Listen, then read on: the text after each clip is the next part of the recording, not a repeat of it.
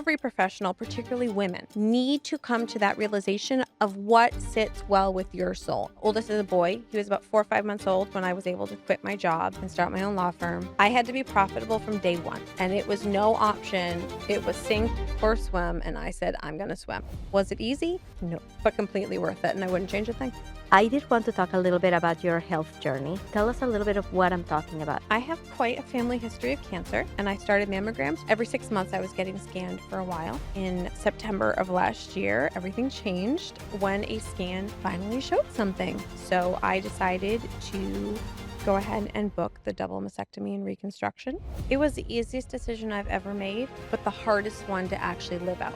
I just had this moment of, I have my life ahead of me. You got one shot at this life. You got one. I don't want to have regrets. I would rather regret what I did than what I didn't do 1,000 times over. Welcome to the podcast. Today we have my dear friend, Caitlin LoCascio-King. She is the founder of Modern Marketing Legal and of LoCascio-King Law. And lately she's been talking all things the famous TikTok case. Caitlin, I'm so excited to have you here, my friend. Thank you for doing this. Thank you for having me, Ina. Okay, so first, before we even start, because we got so much to cover today, can you please tell everybody what is it that you do right now and who you help right now? Absolutely. So I'm an attorney and a social media consultant strategist. I work primarily at Modern Marketing Legal with attorneys and other professionals on branding and social media and digital marketing.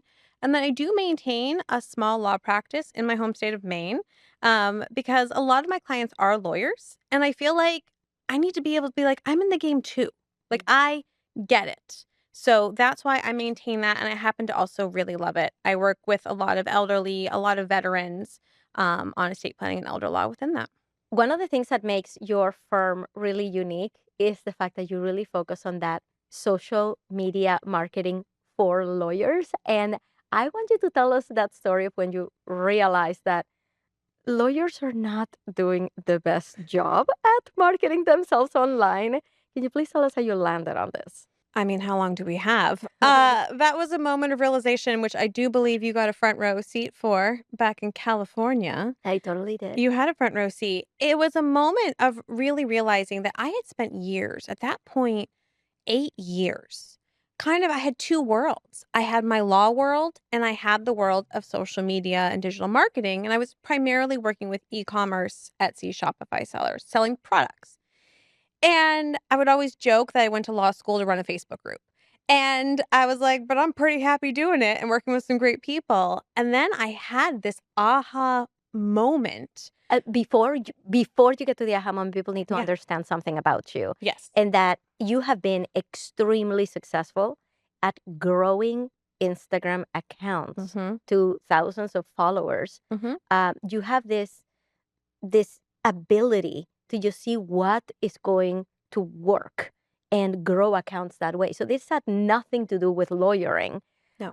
But you already had this gift. So tell me about your aha moment. So I had this moment of where I've been juggling, balancing, almost justifying my two worlds for years.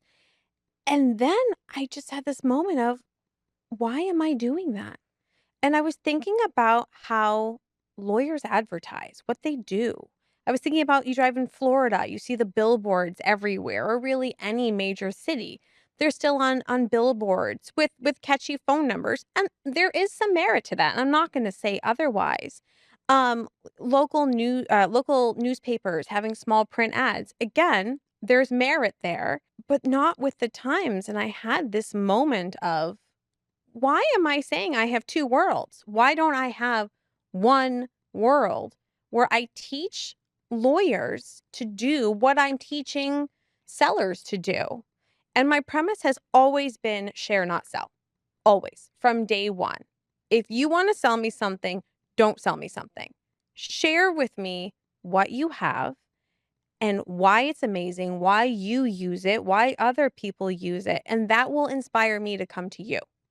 And that really is the basis for everything I do for growth. Everything. I want to know what you think. Give me like top 3 things that you think lawyers are not doing right on social media. The first one's easy. They're not there. So the first answer is they're not on social media. And if you're not creating your own narrative in 2024, 2025, then it's either not being created or you're letting someone create it for you. So number 1, you have to be there. Number 2, lawyers and so many other professionals, they're in the groove of their profession. And, we have ethical standards, doctors, dentists, architects, I could go on. And they're thinking about their profession, they don't think of it as a business. Mhm. And it has to be both. You are running a law firm, which is a business. So thinking of it that way, I would say number 2. And then number 3 is creating a brand.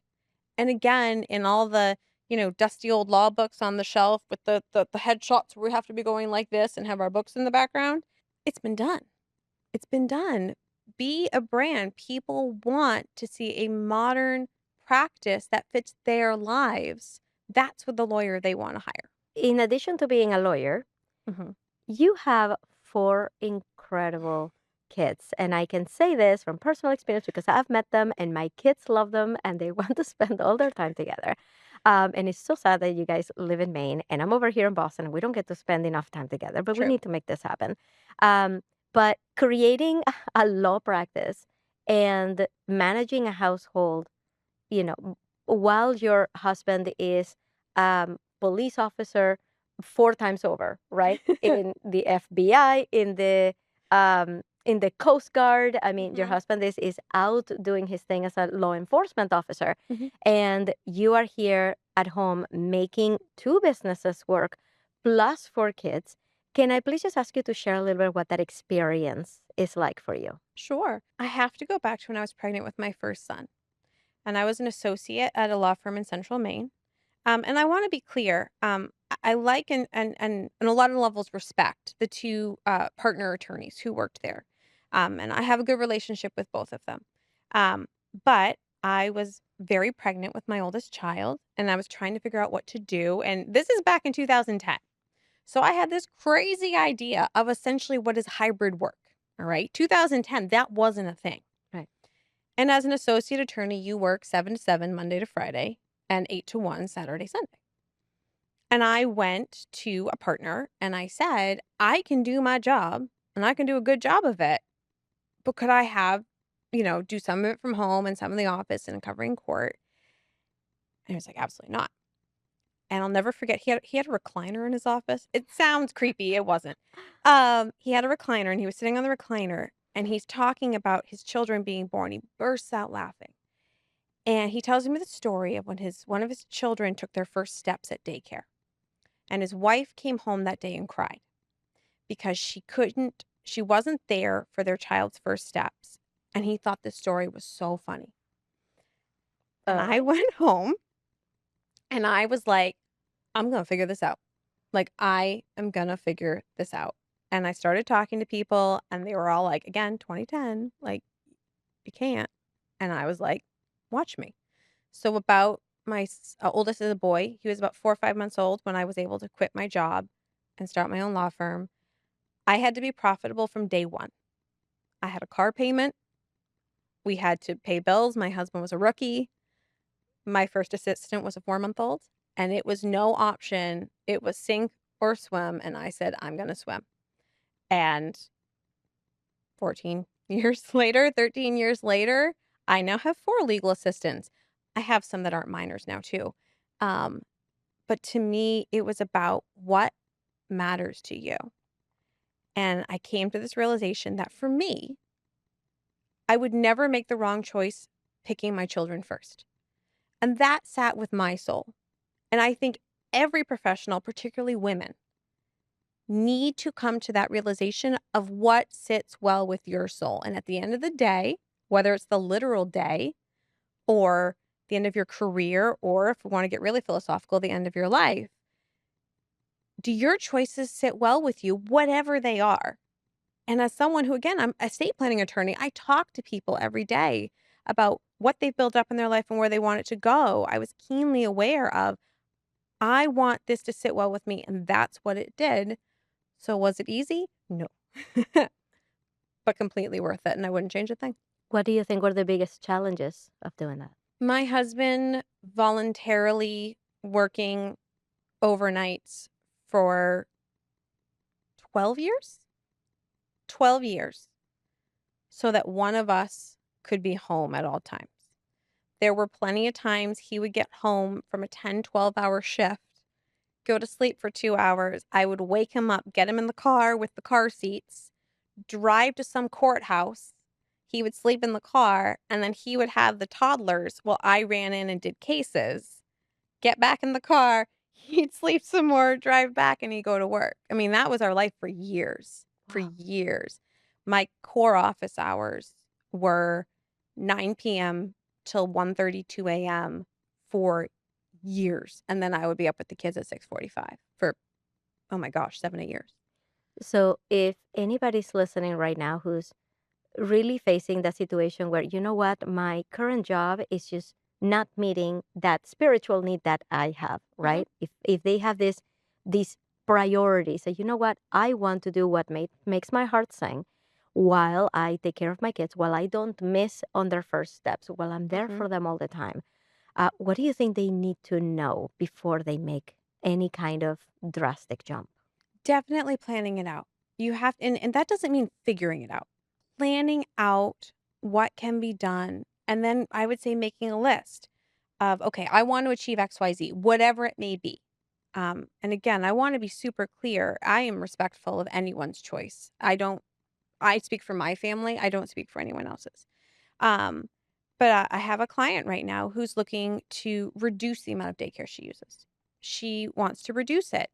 And it's about figuring it out. Well, I want this, I can't do that. And I would say physically write it down or type it up, make your lists. What do you want?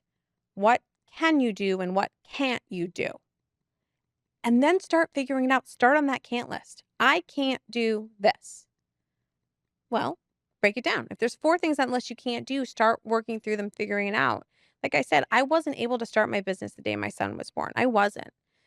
I juggled that law firm for 4 more months, which I know isn't a long time, but that was a excruciating 4 months for me because I knew what I wanted, I knew where I was going. Um, so the timing may not be perfect, but it's gonna work out in the end, and you can make it work. You are capable of your dreams, whatever they are, but they're not gonna be handed to you. You have to figure it out. What would be like the biggest advice that you would give to somebody who is looking at you and saying, I think I could do this. I'm Mhm. going to write my lists. I'm going to have my non negotiables.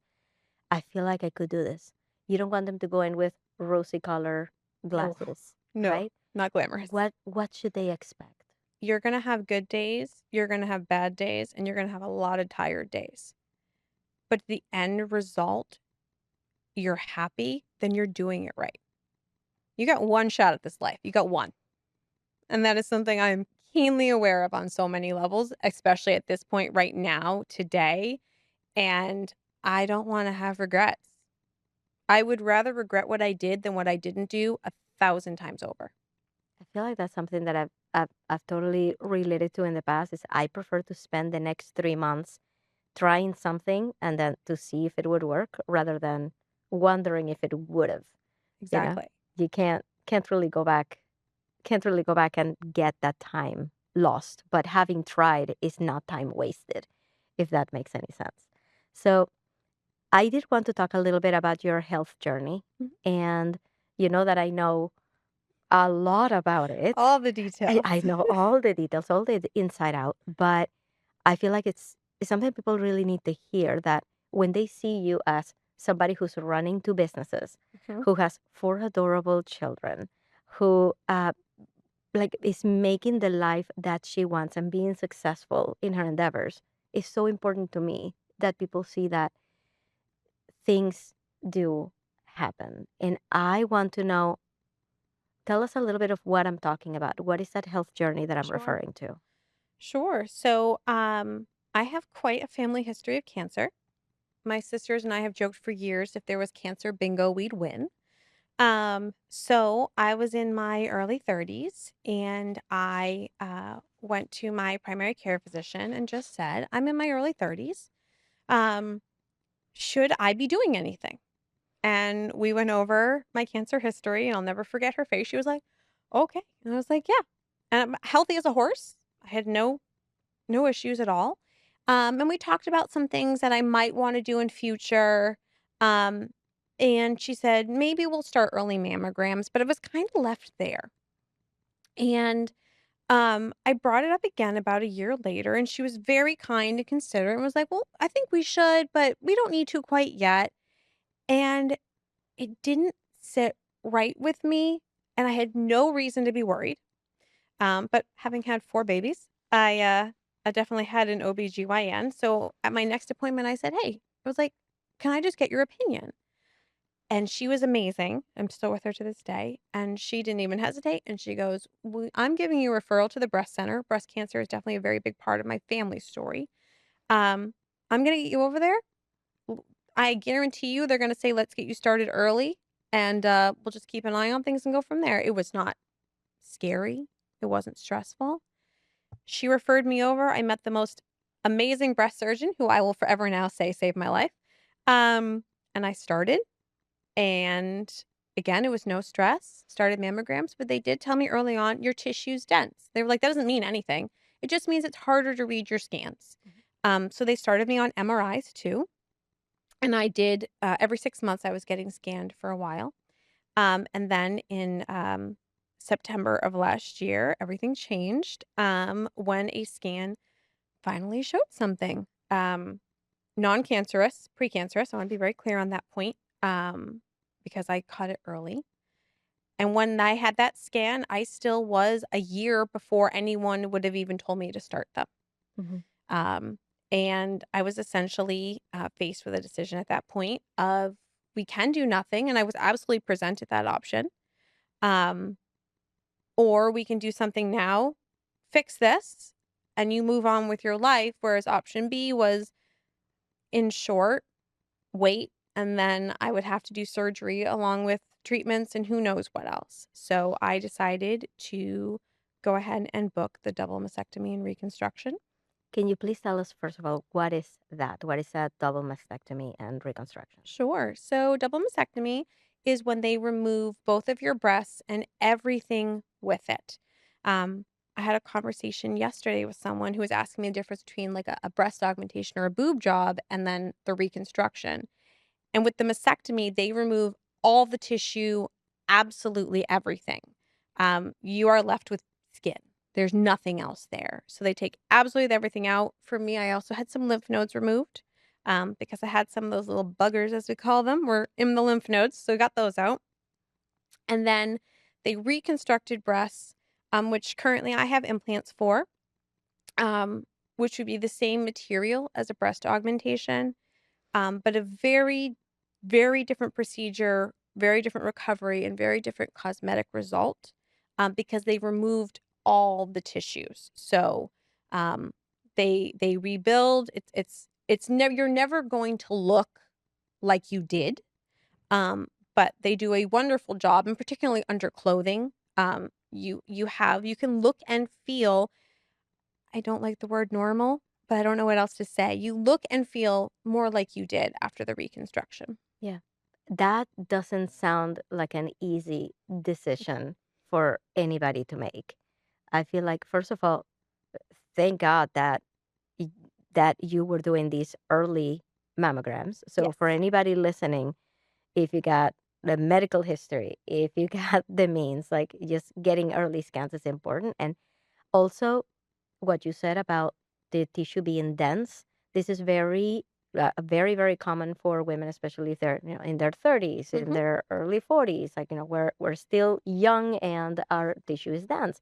So when they do a mammogram, they're not going to find anything the first time because it is dense. What they're looking for is a pattern, Yes. right? First one being a baseline, and then they come back to see if there's anything that has changed. So that's why it's important to get it done as early as possible. But faced with that decision, like, hey, the doctor says that it should be fine to wait Mhm. and see. How do you make a decision between, well, I could just wait and see, or I could take a really drastic measure that it will change the shape of my body, It's major surgery. Can you tell me what were the factors that went into you making that decision? Sure. It was the easiest decision I've ever made, but the hardest one to actually live out. Um, it was a no-brainer to me. I was on the train, and the train was moving. We just hadn't gotten to the station yet. There's a lot of times women, and I'd like to be clear, men too, um, have to make the decision about double mastectomy. And, people talk a lot about the BRCA gene. If you have an incredible genetic disposition, we're talking 60 to 80% odds that you will develop breast cancer. Or someone like me who's precancerous stage 0. Um, and to me, I just had this moment of I have my life ahead of me. I was 39 when that happened. I'm 40 now. I'm old and decrepit. And it was no, no, we're getting this out. And I'm going to have some whoppers of a scar, plenty of scars. I'm going to have scars and I'm going to have to find a way to slow down, which I do not excel at. Um, but I want to live and I want to do this. So it was such an easy choice to make, but I will never pretend that the carry through was easy. What That was was the hard part. what was difficult about the carrying it through? What was not difficult about it? It's everything. It's the psychological, it's the emotional. Um, it's talking to people, telling people. I've been very public with it. My public Instagram, I've been really trying to share resources, and I've had the privilege of other women reaching out to me to talk to them about it. And I met with a woman I had never met before, right before July 4th, and her surgery was, I think, July 17th. And she was looking forward to and dreading July 4th with her family because she knew people were going to want to talk about it, but she didn't want to just talk about it. And I understood exactly what she meant. You know, the support is amazing, but you don't want to be defined by it. Um, After my surgery, every time I would see anyone, they would just look at my breasts, like instantly. They'd be like, "Caitlin, breasts." You know what I mean? And Yeah. it's like there's more to me than that, but at this time, it just takes up all your focus. So for that process, for anyone going through it, and whether you have support, no support, everything in between, take that one day at a time and be real with yourself and let yourself be how you need to. The hardest moment for me by far was the morning of surgery. It was before my double mastectomy. And I went into the pre-op room in the hospital. I had the most amazing pre-op nurse. She was wonderful. And she asked me just this basic question: "What are you here for today?" And I definitely got a little choked up saying double mastectomy and reconstruction, but I was okay. And then they start doing all the things and they mark you up like you're a 2 by 4. And then she was like, "Okay, it's time to put the IV in."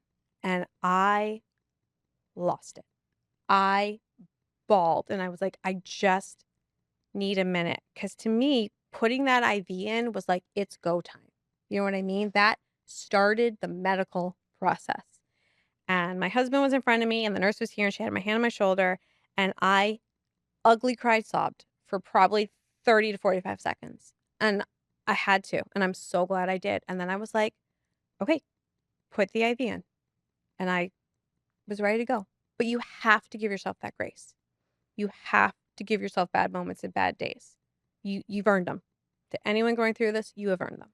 What do you say to people who know people Mhm. who have gone through it? They want to help. They want to say the right thing. They want to support you. What do you think is one thing that you would tell people to please not do? And what is one thing you would love for people to do? The not do is, don't stare at their breasts every time they walk in a room. Okay. They're not gonna explode. They're not contagious. Um, just be there.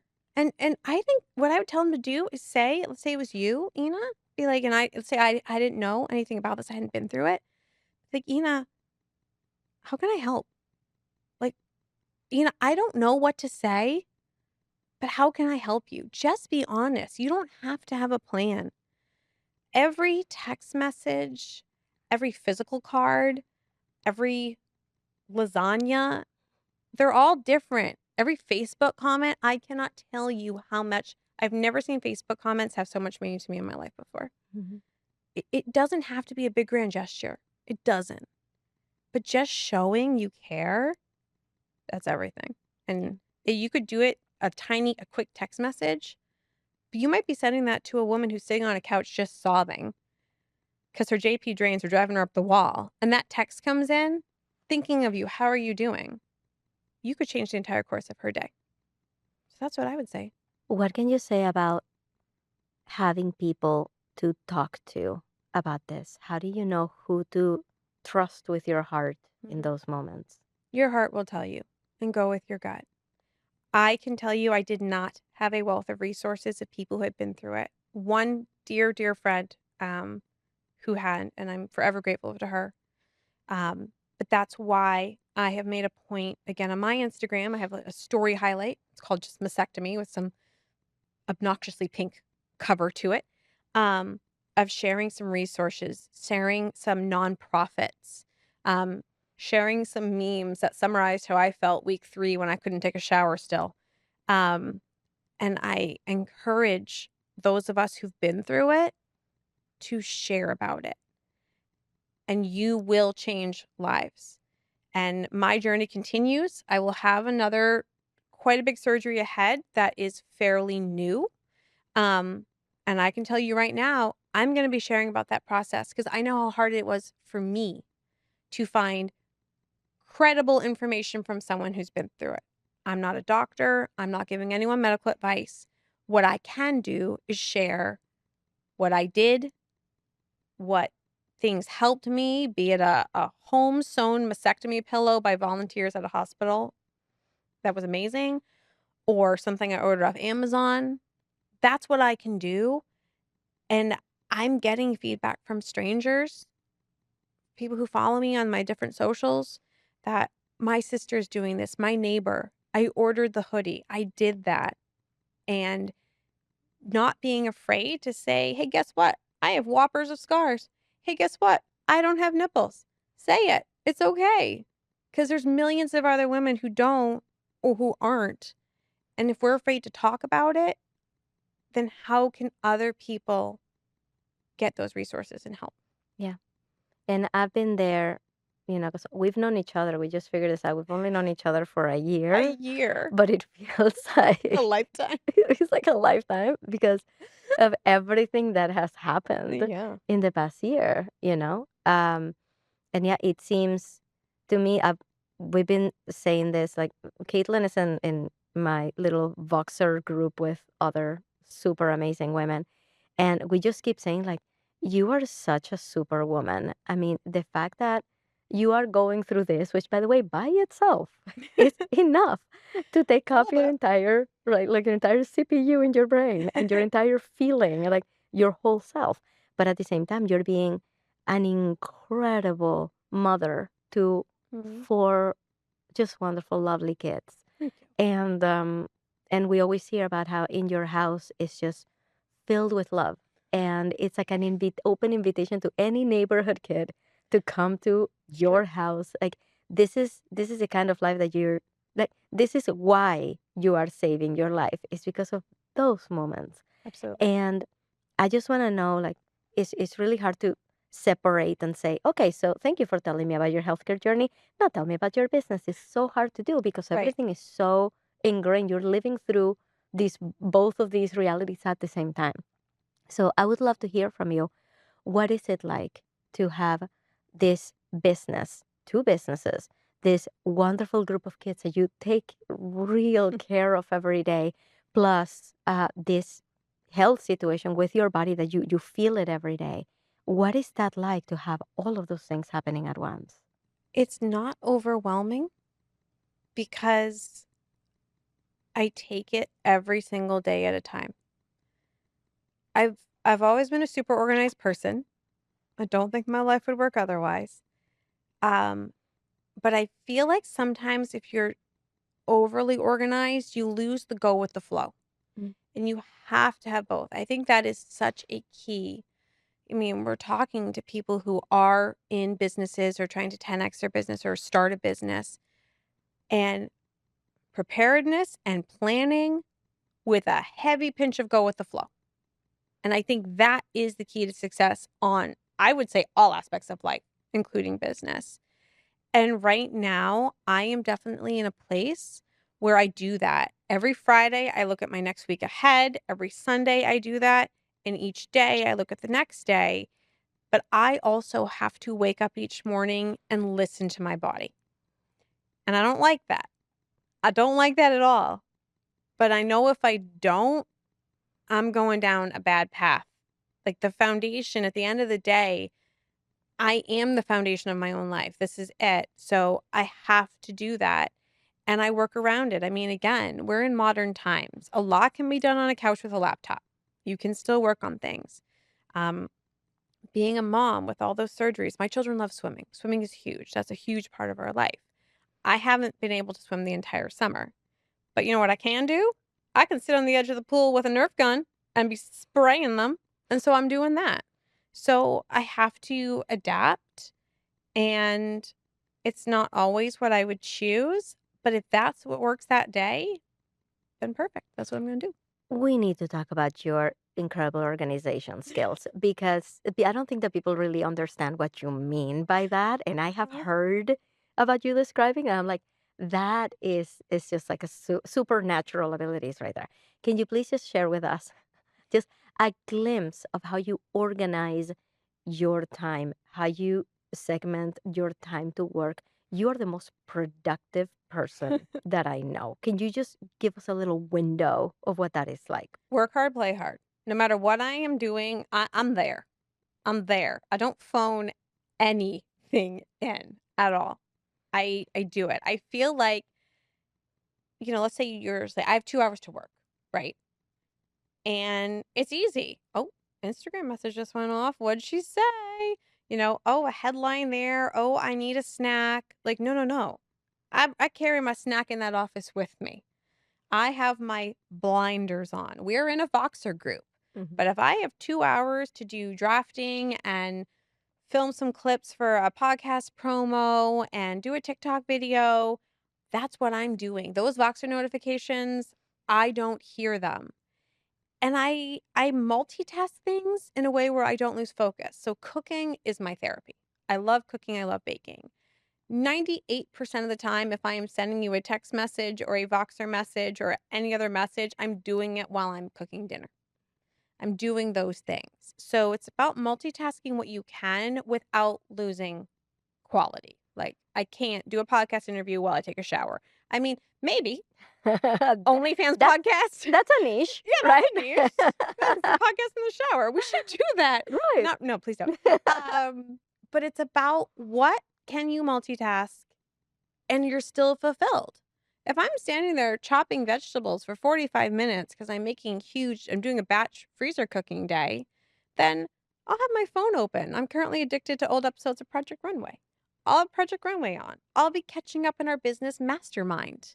I will be listening to something of someone that I'm talking to the next week. Like that type of thing. I'm not compromising the quality of anything, but I'm doubling my time. One thing that I have been extremely impressed by when it comes to like productivity from you is that when we hear your Voxer messages, it's always like, okay, I just signed 3 new clients and I just applied to 3 more conferences to speak at. And I also prepared, like, batch prepare all of these frozen meals that are going to go in the freezer. And also, I need to prepare for that. I need to do that. And I'm going to record another video. And I'm hearing all these things. I'm like, you know, I feel like I'm doing nothing in my life. I'm like that's how it feels. It's like, how did she fit all of this in? So I'd love to borrow a little bit of that chip that you have in your mind of how to go through that list of things to do. Was that list already there the night before? Did you sit down and say, okay, so I guess I want to do this today? How do you decide what is it that you're going to get done? Because that's the Sure. only way I can think of that any of these things, so many things will get done all at once. Definitely, definitely in a list form. I do it digitally and pen and paper. I do use an online app for lists, and I to-do list down to the nitty-gritty. And then what I typically do for that, is I print out just the first 2 pages, because there is nothing on this earth more satisfying that a strike through and a check mark next to something on a list, and I will die on that hill. I mean, you know me, I'm all here for tech. I'm here for tech all day long, and I want to save the planet and all those trees.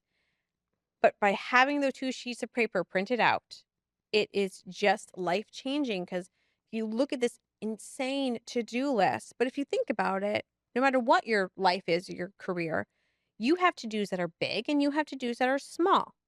So if you look at that and you just feel overwhelmed, and we all have that moment, I do too, start with a small one. Okay. Oh, 2 more that I can whip those off in 5 minutes. Next thing you know, you've checked off 7 things. And you're like, "Okay, Great Barrier Reef, the next big one. Bring it on. Let's do it." Um, I talked about how important to me not putting my kids in daycare was. So now I'm in a place where all 4 of my kids are in school during the school year. And something I think is, for me, super important when my kids are at school, or if your kids are in daycare, but let's say you want to prioritize quality time with them at the end of the day, or you don't have kids, but you and your partner, busy career people, and you need to find that work life balance. I am on hyperdrive when my kids are in school for work. I get in, the last kid's gone by about 8:30, the first kid comes back around 3. I don't have a full work day. But I am just like, this is my time where it's my guilt-free time. I can get it done, and I don't have to worry about my kids, my partner, whatever it may be that needs me. And that's when I mentally go, "It's go time." And I go. Give me a checklist. If somebody's listening is like, I really want to get so much more done and I know that I'm not maximizing my time. Mhm. Tell me like the top 3 things people need to do if they want to be the most productive they can be in their day. So, from a list perspective, I would say put it all down. Put it all down, big and little. It'll keep you more organized, and that satisfaction of checking off those little things, it can be that mental boost you need. Um, I would definitely say that. I'm trying to think. I mean, for me, the second answer is color code, but I don't know if that's for Tell me everyone. about color coding. I have an addiction to Roy G. Biv. I have What? To Roy what? G. Biv. To what? Roy G. Biv. Roy G. I don't even know if that's a word. Rainbow order. Red, orange, yellow, green, blue, indigo, violet. All right. You don't know this? No. I have an addiction to it. Okay. I mean, everything in my life is in rainbow order. Because it's nature's order. Okay. It's not, constructed, it's not a hierarchy, it's not a patriarchy, it's nature said, "This is the order of the colors." All right. So that makes me This is happy. very deep. Thank you. Yes, Roy G. Biv. So, first, brain dump. Yeah. Second, color code. Color code, or you could even just have a single highlighter. Maybe like, this is the list, and so this okay, here's my third one. You have your massive list, right? What has to be done today? What really should be done today? And what's gravy? That's what the other thing I would say to do. I love it. Okay. So, we need to talk about TikTok. Yes, we do. We need to talk about TikTok because, first of all, can you tell everybody like why is TikTok a big deal right now? You as a lawyer, I feel like you have found a magnificent way to combine what you do, social media and lawyering, and there is a social media case being tried right now or like discussed It's right now. about to be, So yeah. please tell us what the TikTok case is. Let's Sure. go basic and then we can go deeper. Absolutely. So, April 2024, TikTok was banned. We're going to just go really high level here. The act was passed that would essentially, we'll just say ban TikTok, effective somewhere between January and April of 2025. And so I'm a lawyer and a social media specialist. All right. This was like a gilded platter that was handed to me and said, the minute I heard this, I said, "What?" And so this is now in litigation. It's going before the Court of Appeals in DC, and 100% this is going to the US Supreme Court. Like 100% it's going there. So I was just interested in this on a personal level. There was no business side to this. I was just fascinated by it. And then I started delving into the weeds and hearing people talk about it, and I wanted to break it down for people. So I've started a video series. I call them bite-sized bits, where I am breaking down the case. Starting with TikTok filed the first two documents. So the first two pleadings are from their perspective and then Department of Justice. So whoever's side I'm presenting, I present it as they would. I'm not offering commentary. I'm not telling you how to think or feel. I'm telling everyone what the sides are because I think this is going to be beyond a landmark case. This is social media meets free speech meets national security on a platform that 170 million Americans use every month. Not have an account that's grown dusty. Active users. That's half the United States population. Can you please tell us really briefly Mhm. what the sides are? Really high level, TikTok is arguing free speech and Department of Justice is arguing national security. Do they have a point? They both have a point. Because I want actually to hear your opinion about all of Oh, this. Because if you're not sharing your opinion I haven't. out in the bits, I want to hear it now. The So exclusive right the here. exclusive right here. Oh, I want to okay. know what you really think. Who has the best case? I will tell you as of right now, as the day we are filming. So arguments are not fully presented yet. So I get to asterisk what I'm going to say. Very loyally of you. Very Thank you. loyally. Thank you. TikTok has more or less presented their side. Department of Justice is still doing that as of the day we're filming this. So I haven't heard everything they've had to say. Both of them have a very good and strong argument why they are right. TikTok is very firmly grounded in the Constitution and Supreme Court precedent. Um, Department of Justice is there as well. Right now, I think the Department of Justice probably has a better substantive argument. However, I think TikTok might have found the cracks in the foundation about how Congress did what they did.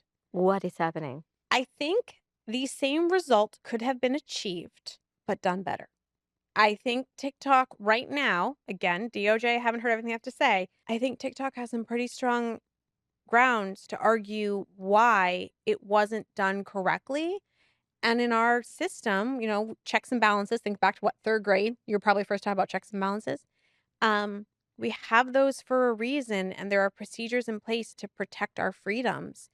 And there could be some pretty strong arguments to be made about why it was not done the right way, even though you could have had the same end result. What did they do wrong? I mean, do we have 2 or 3 days? There were things happening. There was negotiations between TikTok and the US government for 3 years before that passed, at least.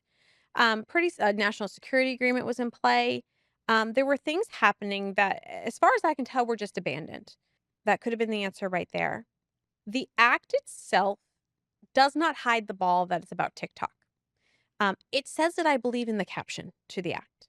Now, it says as you go through, it talks about different criteria for any platform for sharing, but it's so tailored for TikTok that really goes against a bunch of the constitutional protections. Because it should apply to everybody in TikTok's position, essentially, not just after TikTok Correct. specifically. For I think the easiest example I can give you is one of the they talk about foreign adversary controlled. And in the act, that's defined as China, Russia, North Korea, and Iran. Okay. And one of the ownership requirements is more than 20% ownership by an owner in one of those countries. More than 20%. TikTok is 21% owned by a Chinese person. So it's very custom tailored, and TikTok's name is used within it. Mm. So again, I'm very much looking forward to DOJ fully developing the argument. This Department of Justice, that would be on behalf of the United States, and seeing how they address that, which we have not at this time had that full opportunity. Their response to that could potentially make or break the entire case. So let's summarize for everybody in Mhm, case, like, everybody's like, okay, just give me like the main talking points. mhm. Right now, TikTok is being targeted by the Department of Justice in the United States for potentially being harmful to national security. Yes. Have they laid out why and how? Is it because it would be too easy for a foreign adversary to spread propaganda and to amp up the algorithm for negative, things that would affect the thinking of the United States people. Is that what the angle is? Definitely, that's a huge part of it. Another huge part is data security, maintenance of data, the ability of the governments of some of these other countries having just basically just a free way to accessing massive amounts of information. I believe in 2023, Americans uploaded, if I remember correctly, 5.5 billion videos onto TikTok, which got more than 13 trillion views. So, I mean, you understand the background of this, the amount of information that you could catalog and pull from there if you had control over it. I mean, technically, you or I could sit there and one by one watch every TikTok video, but that would take us 6 lifetimes. But if you're maintaining that data and you have infrastructure in place to really pull and extrapolate from it, um, you could do a lot with it. So I think the maintenance and security of the data of a Chinese or international based cloud for data storage versus a US based cloud. Um, there's a lot. This is a very multifaceted issue. But what it really comes down to is Congress passed an act that said if TikTok does not divest, essentially changes ownership, okay? If they don't do that by January, then app stores and other platforms that host it will no longer be able to allow users to download or update. So if you're a current TikTok user, like the day this goes into effect, you're not going to lose your TikTok. But within a matter of months, it's going to be obsolete and unusable. So it essentially bans TikTok. Is there a precedent for this? Like, has the United States prevented us from using technology that is owned or managed or uh, influenced by adversaries before?